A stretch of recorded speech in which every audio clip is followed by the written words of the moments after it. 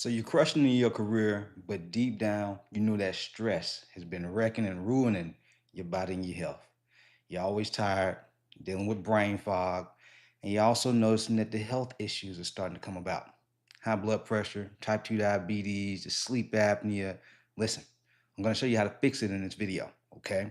I'm going to give you some tactical things that you can start doing today to start reducing your stress, getting more rest. That way you can do more, okay, in your career, but also with the people that you love and care about. And it makes the process of dropping weight a lot easier. It makes losing belly fat way easier and way sustainable, way more sustainable, okay? And so the first thing is this, guys. There's a lot of trainers that talk a lot about just move more, eat less to lose weight. But yes, that can be done, but it's another side to it that they don't talk about on why people can't stick with it. And it's managing our stress. If we don't know how to manage our stress, this is why they have something called emotional eating, stress eating. This is why people wake up in the morning and they feel mentally exhausted. People are burning out. And so if you feel this way and you started meal plans, you started workout plans, but you couldn't stick with it because of the level of stress that you were under with your career or maybe with your personal life, I'm going to show you how to fix these things. Okay.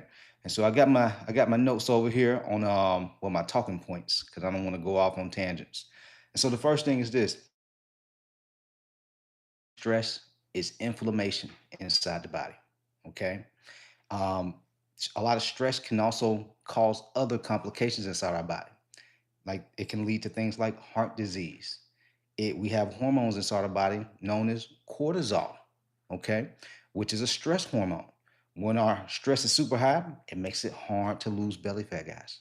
All right, guys, you dealing with man boobs, it's the stress, okay? And so it's very important that you reduce your stress with a couple of the different things I'm going to share with you, but I want you to just understand and be aware of the how these things can show up in our life and in our body because most people just don't know. All right. A lot of both men and women really, they have very low libido when they're stressed. If you've ever, you're like, man, why can't I bank account performing at a high level? It's saying high performer, but in the bedroom, I'm not performing like I want to. I have a lot of guys who reach out to me about this.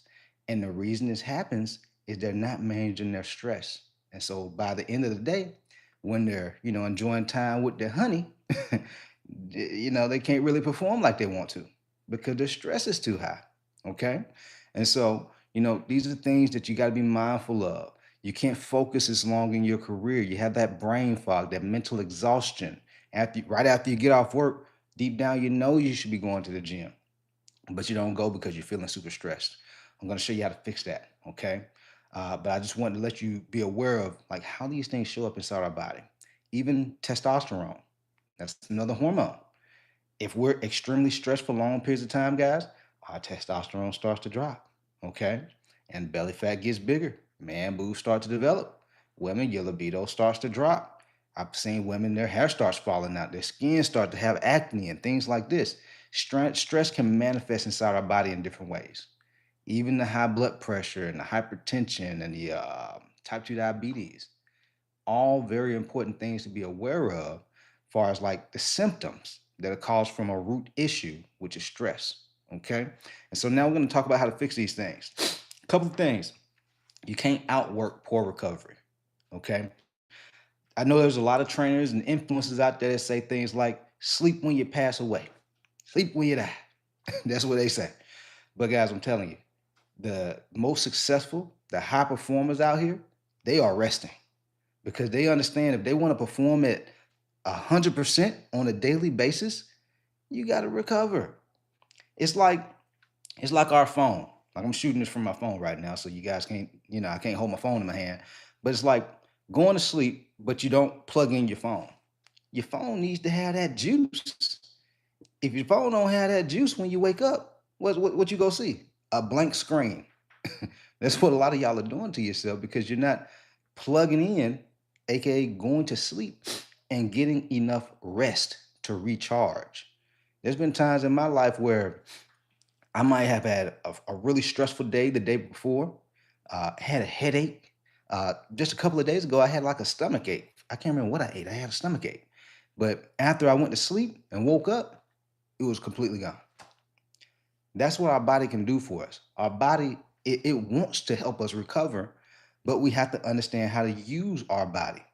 You basically have to master your body, okay, to understand how to manage your stress. And resting, recovery, sleeping is a form of mastering stress, okay? And so if you're not getting at least 6 to 8 hours of sleep, you're shooting yourself in the foot, okay? 6 to 8 hours of sleep is a sweet spot. Now, there's like 2% of the world out here who can go off of 4 or 5 hours of sleep and have like energy through the roof, but that's not the majority of people. Studies even show people who get less than 6 hours of sleep, they dramatically increase their risk of being obese because they're sleep deprived. And so, if you're sleep deprived, guys, of course you're gonna have cravings to want to eat more food. Of course, you're going to have sugar cravings. Of course, you're going to be tired going to work. You can't focus. You can't really do what you want to do. Like you can get the work done, but you can't get it done at a high level because you don't have the energy. And when you don't have the energy and you have these deadlines, you have all these things on your desk that you got to get done, it causes more stress. Okay? And so, super important to make sure you're not trying to outwork a poor recovery system. Resting is a part of a recovery system. Okay. Next thing, this is something that I learned once I got into like my, doing the coaching the way I do it now. Because at one point, over a decade, I did in-person training, and so I was training people at the gym, and when I stepped into doing coaching like this, helping people all over the country, it was just a lot of moving pieces. I had to go from just being a coach trainer to building a business, having staff, creating content, scripting content, the whole every filming it is a lot. And so um, whenever I feel overwhelmed, it would cause a lot of stress in my life. And I still had to get it done, but I didn't feel the way I needed to feel to do it at a high level. And so what I started doing was I started journaling. And so whenever you're feeling overwhelmed, like you got a lot of things to do on your to-do list and you're just feeling stressed because of it, break it down. What I mean by breaking it down is this. If you don't have a journal, get you a journal, okay? You can go on Amazon, or you can go to what do you call that? Barnes and Nobles, and get like a bullet journal, okay? That's one of my go-tos. Get a bullet journal. And this is where you can, like, whatever is in your head, get it out of your head. Put it on paper. That way you can see it. Okay. And then you can actually see what you need to get done, and you can start prioritizing what's most important now versus what was just kind of like taking up headspace, just make you feel more stressed and overwhelmed. Because what's gonna move you forward right now? Some of the things that we think about on a daily basis is not necessarily moving us forward right now. It's something that we need to do, but it's not a priority. And so these things that we need to do, but it's not a priority, can weigh us down and stress us out. That's why journaling is important. Okay. That way you can see it. Off put it on the journal, offload it. Now you don't have to think about it. Okay. So that's the second one. That's a game changer for me. Next one. A lot of people don't think about this. A lot of people think about like working out is just like it's a vanity thing, a bodybuilder, a fitness enthusiast thing. But I tell you this, like once you get to a point in your journey where you got the body, you got the look that you want. And I never thought that it would be this way when I got to this point, but I'm not exercising because of just like my appearance anymore. Yes, I want to look good. I want my image to inspire you guys and motivate you guys. And quite frankly, I like the respect that I get from it too, because that's the world that we live in. People, they look at the person, they make a judgment off that person, whether it's right or wrong. People judge. We judge off of what we see. Does this person look disciplined? Does this person look confident? Does this person look like they take care of themselves? And that's just the nature of how we work. Um, and but outside of that though, um, I want to be able to manage my stress. That's why I exercise. Like I can work throughout the whole morning, and by the time late morning, early afternoon come around, I'm tired, energy low, because I've done so much. I've been, using my brain a lot, And so I'm a little foggy. And so I go to the gym and I can walk for 10, 15, 20 minutes, stretch for a good 5 or 10 minutes, hit the weights for a good 20 to 30 minutes, and I'm feeling good again. I don't know if you ever seen that Snickers commercial that used to come out a couple of years ago. You know, it would be a man, he'd be angry, and he'd turn to like this old lady and all cranky. And then one of his colleagues would say, "Hey, eat this Snicker, man. You're not acting like yourself." And then after he eat the Snicker, he turned back into his normal self again. That's kind of like what exercise does for us. All right. It actually, we have something inside our body called dopamine. Exercise can trigger dopamine. Okay. And so that way we feel better and we feel like we get kind of like that second win. Like if y'all ran track or anything like that growing up, and you run a couple of laps and it feels really tough, and then after a couple of laps, it starts to get a little easier. You just get into flow. Like that's what exercising can do for you. You just get that flow state, and now you feel like you just go all day. So exercise is a cheat code for managing stress, guys. Um, so that's the second thing. Somebody say I look like one of the guys from the Avengers. I'll take that as a compliment. I look like a superhero. So that's the third one. The next one is food is medicine. A lot of times I talk to a lot of people who reach out to me about jumping on a game plan call. They want to know more about how they can work with me with my coaching program because I do coach people with nutrition, training, accountability. These folks dropping 40, 50, 60 plus pounds. And a lot of people don't realize, the medications that these doctors have people taking, whether it be for stress, type 2 diabetes, high blood pressure, whatever it might be, the CPAP machine, these medications just manage symptoms.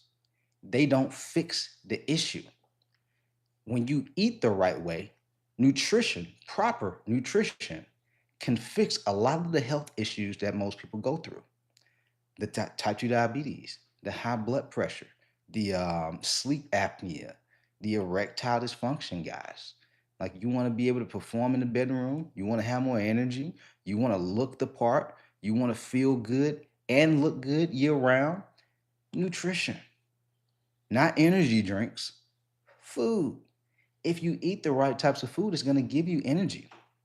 And so, prioritizing things like eating whole foods. Just think about it this way. This is what I teach to my clients. Don't Most people just eat based on convenience and taste. That pleasure. Does it taste good and can I get it fast? And there's a time and a place for that. But the majority of the time, at least 80 to 90% of the time, you need to be thinking, is what I'm eating going to give me value or take value away from me? Let me give you an example of taking value away from you. You've been working all morning. Middle of the day come around, you eat your slice of pizza, a pasta, or a big sub sandwich. Now you get brain fog. Now you're tired, you got diabetes. That's what people say. Is that giving or taking away value? It's taking it away because you more than likely had to go back into work. But now you're tired and mentally fatigued, so you can't perform at a high level because you're sluggish. You don't want to eat foods like that. You want to eat whole foods, foods that are going to give you value, give you energy, make you feel full and satisfied. Not just physical energy, but mental energy. The people who are most successful at being able to lose weight and keep it off and excel in their career, they understand nutrition is the key. Okay?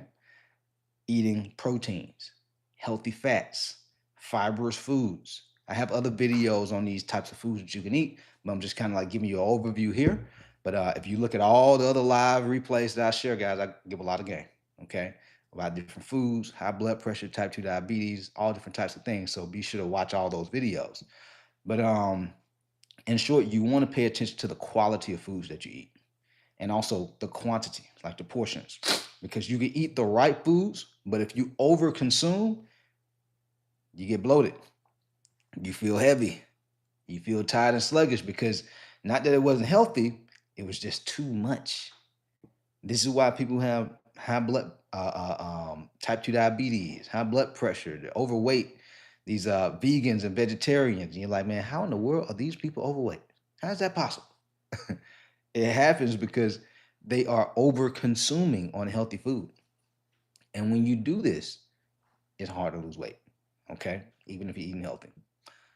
So the next one, the last one, probably one of the most important, you have to have a strategy. You have to have a strategy. And this is why I tell people, there's people out here that think that they can just kind of like reach out to somebody, say, hey man, I see you losing weight. What are you eating? What are you doing? And so they'll try to do the same workout plan or the same meal plan. And they don't get the results that that other person gets, and they become frustrated. Oh, woe is me. It's my genetics. It must be because I'm a woman. It must be my age, whatever people excuse is, or the narrative that they paint in their mind. But you have to be very intentional and aware of the narratives that you paint, because the narratives that we give ourselves, it becomes real, and we can give it meaning. For example, I was talking to a client the other day. I don't want to get too far from this topic, but I was talking to a client the other day. She was having a hard time losing weight, and these things happen. It's normal. But every time she would step on the scale, if the weight wasn't going down, the meaning that she gave it was that she was failing. She was like, oh my God, I'm failing. I'm not gonna get the results, and she would start to cry. And so I said, well, what if you change the meaning that you gave if you step on a scale and the weight doesn't go down? What if the meaning that you give stepping on the scale and the weight isn't going down is, let me get curious. Let me get curious around what am I doing that I can improve? That way I can start losing weight. Because you can have two people. One person looks at it as they're failing and they get way more stressed. The second person can look at it as, oh, let me get curious. What can I improve? How can I get a little bit better at what I'm doing? Let me get a little resourceful. Let me get a coach. Let me get a professional to help me out. And that person can excel, because we're going through the same thing, but it's just how we look at it. The way we look at it, the narrative that we give it, can cause us to be stressed or empowered. Okay. But I say all this to say you have to have a strategy. That strategy is going to allow you to be able to manage that stress differently, because you can have two people going through stress. One person can look at that stress as, oh my God, I got to emotionally eat. It's been a stressful day. The other person says, man, I got to eat the right foods, because if I don't eat the right way, I'm going to carry this stress into tomorrow. I'm going to be even lower energy because of the junk food that I eat, because of the alcohol that I drink, because of the marijuana or whatever it is that they smoke, drink, whatever, or eat. And it just makes it worse. People don't realize this.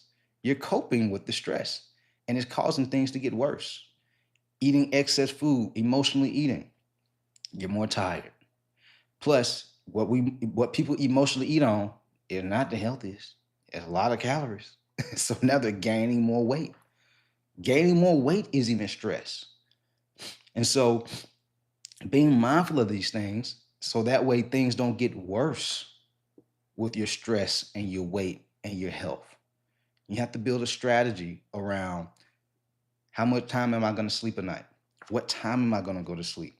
How much water do I need to drink? Because if you're dehydrated, stressful. You're dehydrated.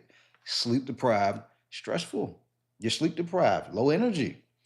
You're not eating food, you're skipping meals, hungry, hangry, not good, more stress. That way, you're even going to want to eat more food later on in the day, because you don't have structure and strategy.